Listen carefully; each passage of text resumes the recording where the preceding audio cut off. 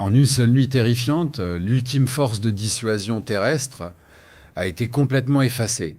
Avant même qu'un seul équipage de chars israéliens ne puisse mettre en place une défense significative, l'Iran a exécuté une campagne de frappe de précision dévastatrice et sans faille. Ils n'ont pas simplement endommagé la force blindée israélienne déployée à l'avant, ils l'ont complètement anéantie. Pendant 30 ans, j'ai analysé l'architecture brutale de la guerre blindée. Et je n'ai jamais, au grand jamais, été témoin d'une destruction opérationnelle plus complète d'une force mécanisée massive en dehors d'un engagement de combat direct. Ne vous y trompez pas. Ce qui s'est passé sous le couvert de l'obscurité n'était pas une bataille, c'était une exécution chirurgicale. Ce fut l'extermination systématique de l'entière capacité de combat terrestre d'Israël. Pleuvant du ciel avec des armes spécifiquement conçues pour massacrer des chars, les frappes se sont abattues sur des cibles qui n'avaient absolument aucun avertissement et absolument aucune chance. Ce qui rend cela catastrophique n'est pas seulement l'ampleur de la perte, c'est ce que cette perte représente. La doctrine des forces terrestres d'Israël, le cadre opérationnel qui a défini la pensée tactique de Tsahal depuis 1967, repose entièrement sur la supériorité blindée. Le Merkava 4 n'est pas simplement un char. C'est la pierre angulaire d'une philosophie militaire qui suppose que les blindés israéliens peuvent dominer n'importe quel engagement terrestre grâce à une combinaison de protection supérieure, de puissance de feu supérieure et d'entraînement supérieur des équipages. L'Iran vient de prouver que cette hypothèse est obsolète. Lorsque l'ensemble de votre force blindée est détruite avant de tirer le moindre coup, la doctrine devient hors de propos. Et lorsque la doctrine devient hors de propos, vous ne menez plus la guerre pour laquelle vous vous étiez préparé. Comment l'Iran a-t-il pu localiser et détruire 500 chars dispersés, renforcés et lourdement défendus en une seule frappe coordonnée? Quel système d'armes peut pénétrer un Merkava 4 par le haut? Le seul angle où son blindage est véritablement vulnérable avec suffisamment de précision pour atteindre un taux d'élimination qui défie tous les précédents historiques? Et lorsque la capacité de la force terrestre d'Israël a été retirée du champ de bataille en une nuit, que se passe-t-il ensuite pour une armée qui se retrouve soudainement sans blindés, sans capacité terrestre offensive et sans doctrine pour se battre sans eux? Si ce niveau d'analyse vous importe, abonnez-vous et restez avec moi. Partagez ceci avec quiconque essaie de comprendre ce qui vient de changer dans la guerre blindée moderne. Maintenant, analysons ce qui s'est passé. L'ampleur de ce qui a été détruit ne devient claire que lorsque l'on comprend en quoi consistait réellement la force blindée d'Israël avant cette frappe.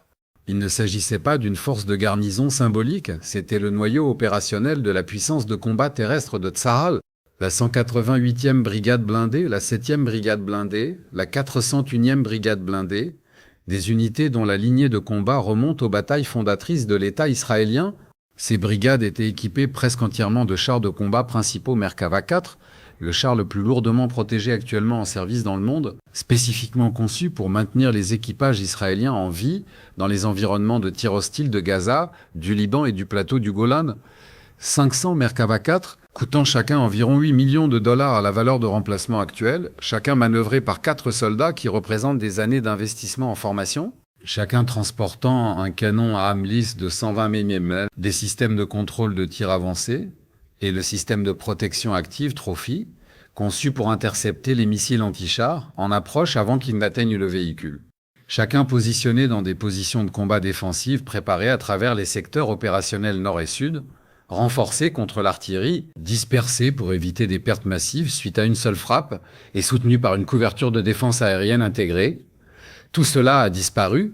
La frappe a commencé à 2h47 heure locale. Les armes employées n'étaient ni des missiles balistiques, ni des missiles de croisière, ni de l'artillerie. C'étaient des munitions rôdeuses, spécifiquement des variantes du Shahed 136 iranien modifié avec une ogive anti-blindage à charge en tandem et un autodirecteur radar à ondes millimétriques optimisé pour détecter et suivre les véhicules blindés. Le concept opérationnel était d'une simplicité dévastatrice. Inonder la zone opérationnelle avec suffisamment d'autodirecteurs autonomes pour que chaque position de char dans la zone cible soit couverte par au moins 2 armes simultanément. Programmer chaque arme pour rechercher, identifier, acquérir et attaquer de manière autonome une fois à l'intérieur de la zone cible. Lancer suffisamment d'armes pour que le réseau de défense aérienne ne puisse pas toutes les intercepter. Et exécuter l'ensemble de l'opération dans une fenêtre de temps suffisamment réduite pour qu'aucune réponse significative de dispersion ou de renforcement ne soit possible. D'après ce que je peux évaluer sur la base de l'imagerie post-frappe et de la chronologie opérationnelle, environ 1200 munitions rôdeuses ont été employées contre les 500 positions de chars, soit un ratio de 2,4 armes par véhicule. La redondance était délibérée. Même si la moitié des armes étaient interceptées ou ne parvenaient pas à acquérir de cible, la densité restante garantissait la couverture. Le taux d'interception réel semble avoir été nettement inférieur à 50%. Les systèmes de protection active Trophy sur les Merkava 4, conçus pour contrer les missiles anti-chars conventionnels avec des profils de vol prévisibles, ont été largement inefficaces contre de petits drones volant lentement, attaquant directement depuis le haut à des vitesses pour lesquelles le système n'était pas optimisé pour engager. La précision du ciblage était chirurgicale, les munitions rôdeuses étaient programmées pour attaquer le compartiment moteur et le toit de la tourelle, les seules zones du Merkava 4 où l'épaisseur du blindage est réduite pour gérer le poids du véhicule.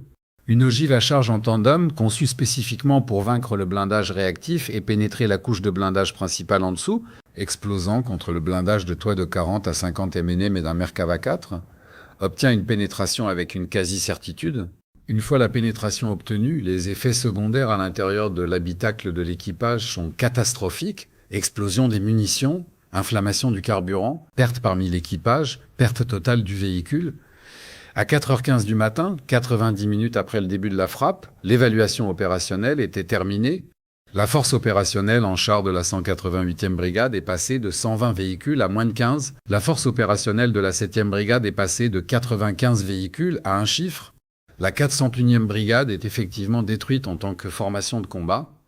En combinant toutes les unités affectées, Tzahal a perdu environ 470 chars de combat principaux en une seule nuit. Plus de véhicules blindés qu'Israël n'en a perdu pendant toute la guerre du Kippour en 1973, qui fut l'engagement blindé le plus coûteux de l'histoire militaire israélienne. La perte économique, 4 milliards de dollars, en valeur de remplacement, est significative, mais en fin de compte secondaire par rapport à la perte opérationnelle. Vous ne pouvez pas remplacer 500 chars rapidement. La capacité de production n'existe pas. Même si des achats d'urgence étaient autorisés et financés immédiatement, le délai de livraison des véhicules de remplacement se mesure en années et non en mois.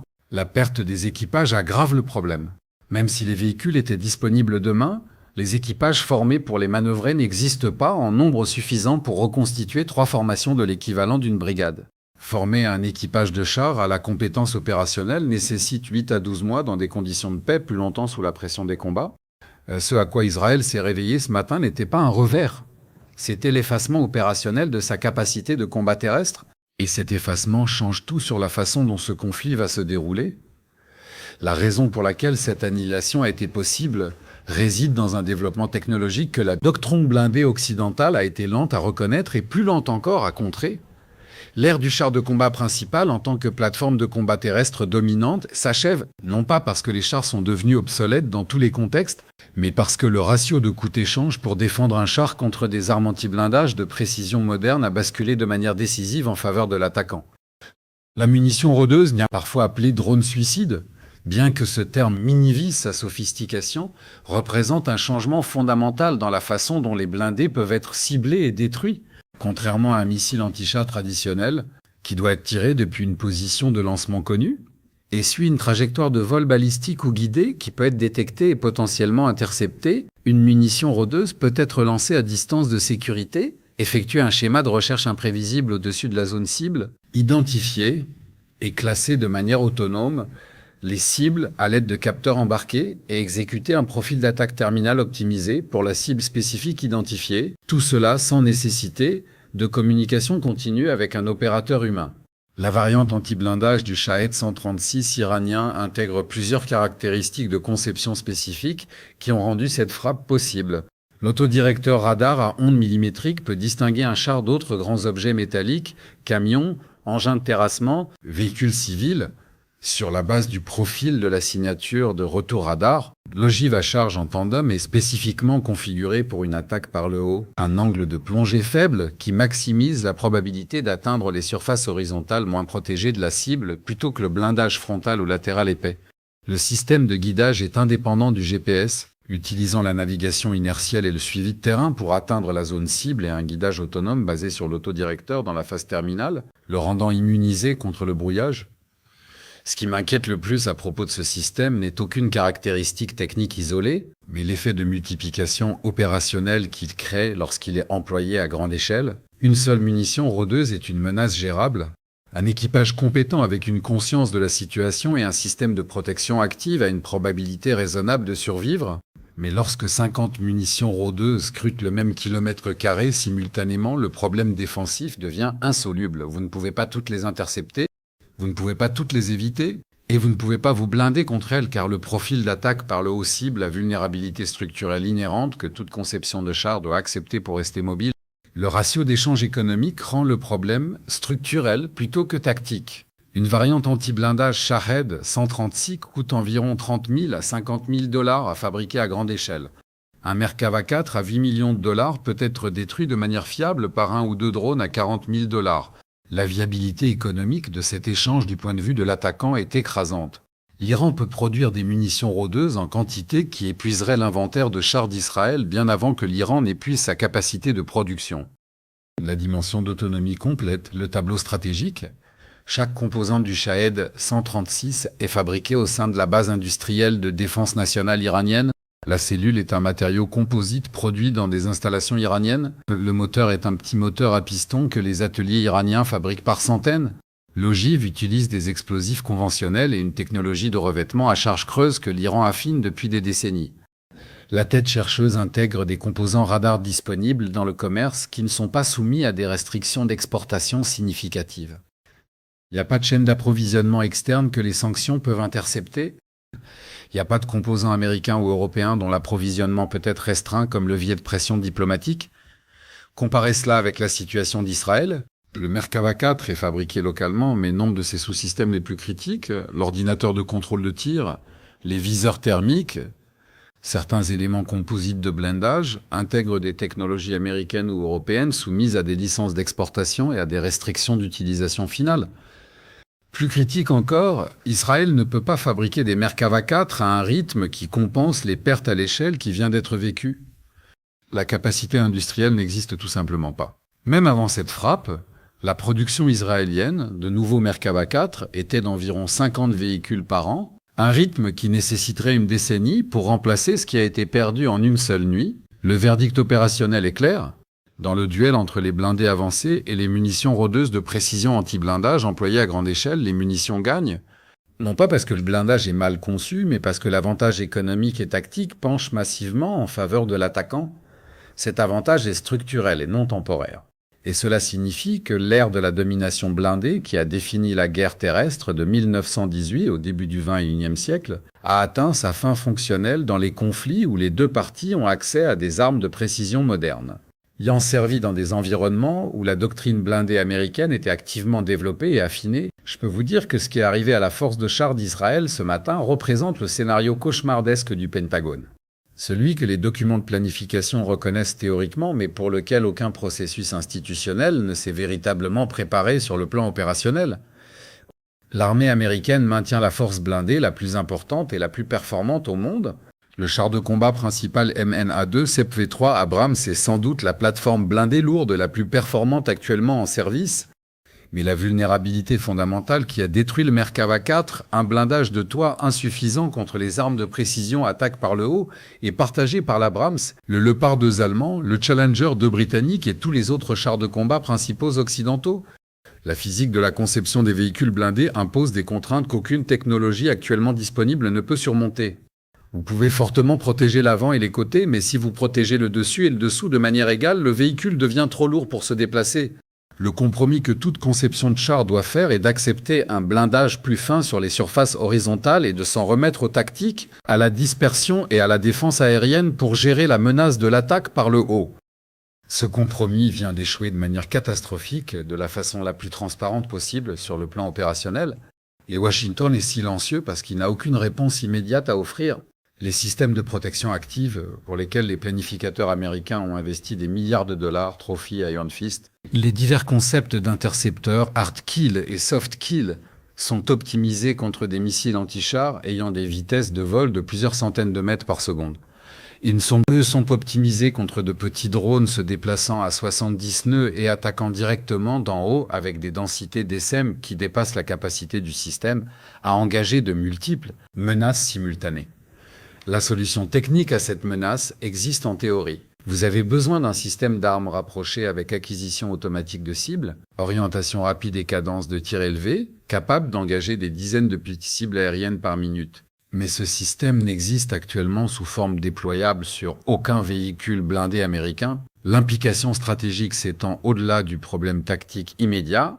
Si le Merkava 4, conçu spécifiquement avec la survie comme priorité absolue, intégrant chaque leçon qu'Israël a apprise de 50 ans de combat blindé, peut être détruit à cette échelle par un adversaire utilisant des munitions rôdeuses relativement simples, alors chaque formation blindée américaine déployée à l'avant en Europe, en Corée et au Moyen-Orient est vulnérable au même profil de menace.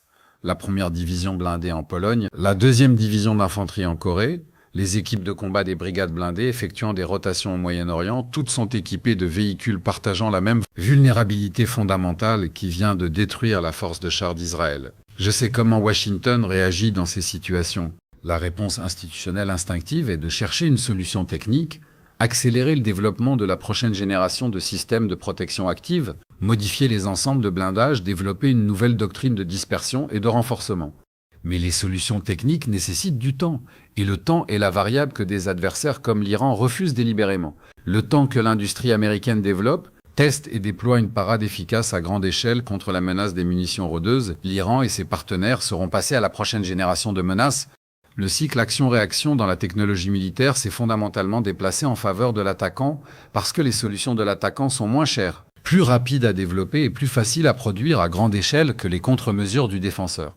Le silence de Washington ne reflète pas de l'indifférence, mais une véritable incertitude stratégique. Le cadre opérationnel qui a organisé la puissance de combat terrestre américaine pendant 3 générations, l'hypothèse selon laquelle les blindés lourds, correctement soutenus et employés, peuvent obtenir et maintenir la domination dans les opérations terrestres contre n'importe quel adversaire, vient d'être invalidée d'une manière qu'aucune manipulation médiatique ne peut dissimuler. Et l'institution ne sait pas encore ce qui remplacera ce cadre. Ce qui me frappe dans le contraste entre les performances opérationnelles de l'Iran et la vulnérabilité d'Israël, c'est pas la technologie elle-même, mais ce que la technologie révèle sur 2 approches fondamentalement différentes de la défense nationale. La force blindée d'Israël était le produit d'investissements colossaux financiers, industriels et humains. Le programme Merkava a consommé des décennies d'efforts de développement et des milliards de dollars de ressources nationales. Le résultat était véritablement impressionnant dans son exécution technique, mais le fondement de cette capacité reposait sur des hypothèses qui n'étaient valables que tant que certaines conditions externes étaient réunies. L'hypothèse que le réapprovisionnement américain serait toujours disponible en cas de besoin. L'hypothèse que la supériorité technologique israélienne serait suffisante pour compenser les désavantages numériques. L'hypothèse que l'avantage opérationnel de Tsahal, un meilleur entraînement, un meilleur équipement, une meilleure doctrine, compenserait toute vulnérabilité spécifique du système. Ces hypothèses ont été systématiquement invalidées par un adversaire dont l'approche était construite sur des prémices différentes. L'Iran n'a pas essayé d'égaler les capacités du Merkava char pour char. Au lieu de cela, il a développé une capacité asymétrique spécifiquement conçue pour exploiter la seule vulnérabilité que les blindés lourds ne peuvent pas éliminer. Plutôt que de construire un meilleur char, l'Iran a construit une arme qui rend le char inutile. Le délai de développement de cette arme a été plus court, le coût de production plus bas, et le résultat opérationnel a été décisif. Les soldats du CGRI, qui ont planifié et exécuté, cette frappe l'ont fait en tant que représentants d'une doctrine militaire qui a été façonnée par des décennies d'opérations sous des contraintes de ressources contre des adversaires dotés de capacités conventionnelles supérieures. Lorsque vous ne pouvez pas gagner par un engagement symétrique direct, vous trouvez l'asymétrie qui transforme la force de l'adversaire en vulnérabilité. Cette approche exige de la créativité, de la discipline et la volonté d'accepter des risques opérationnels dans la poursuite d'un effet stratégique. Elle a produit une campagne de frappe qui a anéanti une force blindée qu'Israël a passé 50 ans à construire. Les équipages des Merkava 4 détruits étaient des professionnels bien formés, opérant sur des équipements sophistiqués dans des positions défensives préparées avec un soutien intégré de défense aérienne. Ils ne sont pas morts à cause d'une quelconque défaillance dans leur entraînement ou leur performance, mais parce que l'environnement opérationnel s'était transformé sous leurs pieds d'une manière que leur doctrine et leur équipement n'étaient pas conçus pour gérer. C'est pas une critique de ces soldats, C'est une observation sur les limites de la puissance empruntée et les conséquences de la construction d'une capacité militaire sur des fondations qui dépendent d'un soutien externe et d'hypothèses technologiques que les adversaires ont soigneusement étudiées et appris à vaincre. Mon évaluation est que nous assistons à un véritable point d'inflexion dans l'histoire de la guerre terrestre, un point qui ne sera reconnu comme tel qu'avec le recul, mais dont les implications opérationnelles remodèlent déjà la façon dont les armées sérieuses pensent aux forces blindées. Toutes les grandes puissances militaires qui maintiennent actuellement de lourdes formations blindées, les États-Unis, la Russie, la Chine, l'Inde, les membres européens de l'OTAN mènent ce matin des évaluations urgentes sur ce que la destruction de la force de char d'Israël signifie pour leur propre doctrine blindée. La vulnérabilité technique qui a détruit le Merkava 4 est partagée par tous les chars de combat principaux actuellement en service. La technologie des munitions rôdeuses que l'Iran a employée n'est pas uniquement iranienne. Des systèmes similaires sont en développement ou en déploiement opérationnel en Russie, en Chine, en Turquie et dans plusieurs autres États.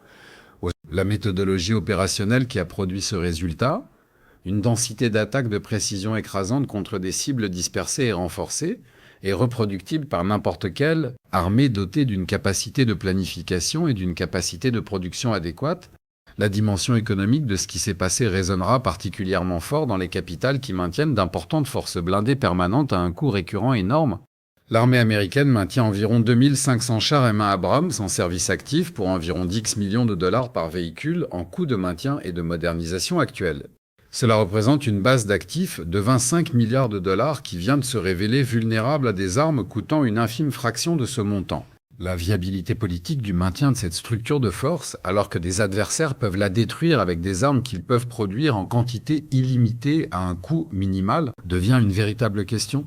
Pour les nations qui ont structuré leurs achats de défense autour de l'importation de blindés occidentaux, l'Arabie saoudite, les Émirats arabes unis, la Pologne, Taïwan, la démonstration que les chars occidentaux avancés peuvent être détruits à grande échelle par des armes de précision relativement simples accélérera le repositionnement stratégique soit vers des capacités de production nationale, soit vers des approches opérationnelles alternatives qui ne dépendent pas de la capacité de survie des blindés lourds.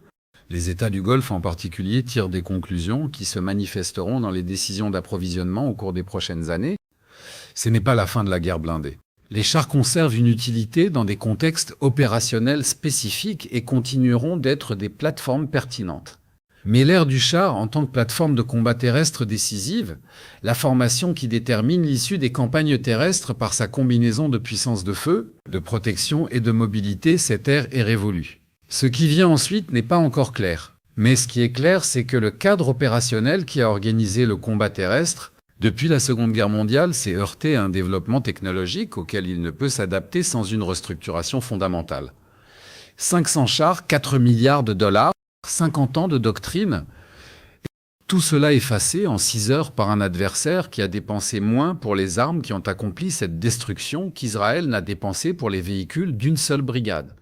Au cours de ma carrière, j'ai vu de nombreuses technologies militaires rendues obsolètes par de nouveaux développements. Je n'ai jamais vu cela se produire aussi soudainement ou aussi complètement. La question n'est plus de savoir si Israël peut remplacer ce qui a été perdu. La question est de savoir si le remplacer a du sens. Si la reconstruction d'une force blindée a un sens opérationnel dans un environnement où cette force peut être anéantie avant même de s'engager par un adversaire disposant d'une capacité illimitée à produire les armes qui l'ont détruite. Mon évaluation est que non. Et si cette évaluation est correcte, alors Tsahal n'est pas confronté à un défi d'approvisionnement, mais à une crise doctrinale qui l'oblige à repenser toute son approche de la guerre terrestre. Ce qui va suivre sera déterminé par la capacité des dirigeants israéliens à reconnaître cette réalité à temps pour s'adapter, ou s'ils tenteront de reconstruire ce qui vient d'être détruit et d'apprendre la même leçon 2 fois. Laissez votre évaluation dans les commentaires. Si cette analyse vous a apporté de la valeur, partagez-la et abonnez-vous.